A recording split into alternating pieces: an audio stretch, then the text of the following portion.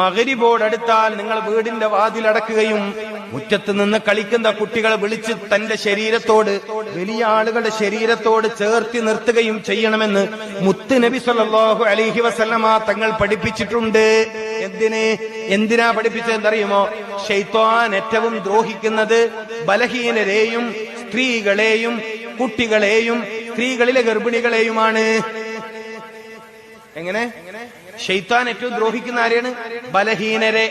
മനുഷ്യന് സ്വാഭാവികമായി ബലഹീനത വരുന്ന സമയത്താണ് അസ്ർ.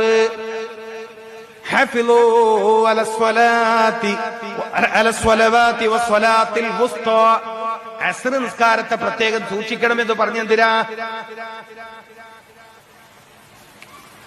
അപ്പൊ ശൈത്വാന്റെ ഷർറ്, ശൈത്താനിൽ നിന്നുള്ള ഷർറ്, അതിനെ തൊട്ട് കാവല് ചോദിക്കുന്നവരാണ് നമ്മൾ. ശൈത്വാന് ശക്തി പ്രാപിക്കുന്ന സമയം നമ്മളൊന്ന് അറിഞ്ഞു വെക്കൽ നല്ലതാണ്. അസ്റാൻ